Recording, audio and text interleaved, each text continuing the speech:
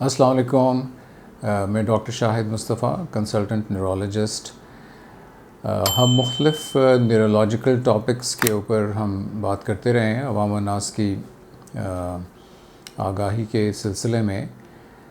आज हम एक टॉपिक पे बात करेंगे जिसको हम इंग्लिश में ट्रेमर्स कहते हैं और उर्दू में राशे की बीमारी या हाथ कांपने की बीमारी। तो अक्सर पेशेंट्स हमारे पास ये कंप्लेंट्स लेके आते हैं जिसमें उनके हाथ कांप रहे होते हैं।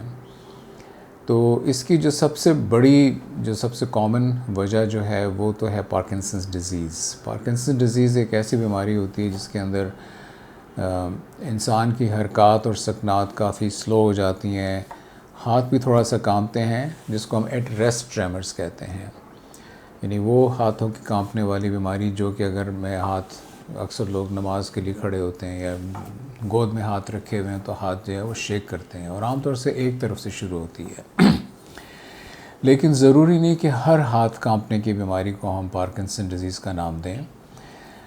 इसके अलावा भी दूसरी वजूहात होती हैं। इसकी जो दूसरी एक बड़ी वजह है जिसको हम एसेंशियल ट्रेमर्स कहते हैं, ये फेमिलियल ट्रेमर्स कहते हैं, यानी कि फैमिलीज़ के अंदर जेनेटिकली रन कर रही होती है। वो माँ बाप में होगी या ग्रैंड पेरेंट्स में होगी या हो सकता है कि अगली कोई जनरेशन्स में हो।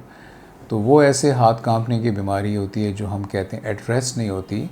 आमतौर से जब हम कोई ना कोई एक्शन कर रहे होते हैं, कोई ग्लास पकड़ा है या कोई प्लेट पकड़ी है या हाथ से कोई काम कर रहे हैं, तो उस वक्त कांपते हैं। इसके अलावा हाथ जो है वो कुछ दवाइयों के साइड इफ़ेक्ट्स की वजह से भी कांपते हैं। कभी कभी कोई सिस्टेमिक बीमारी है जैसे थायराइड डिसऑर्डर्स हैं, उसमें भी काम सकते हैं।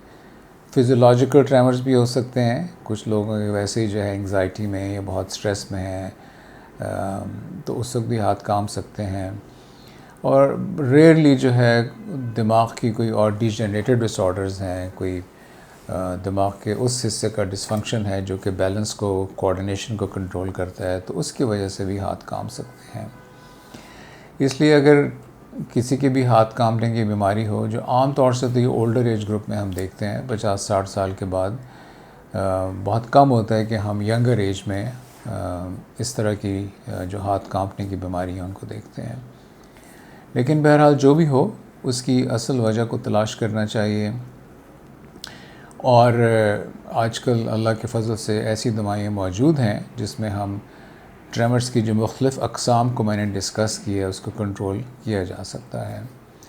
और इसके साथ साथ एक न्यूरोलॉजिस्ट का ओपिनियन भी होना चाहिए ताकि इसकी डायग्नोसिस सही हो सके, इसकी सही वजह को हम पकड़ सकें और उसके मुताबिक सही ट्रीटमेंट शुरू कर सकें। शुक्रिया।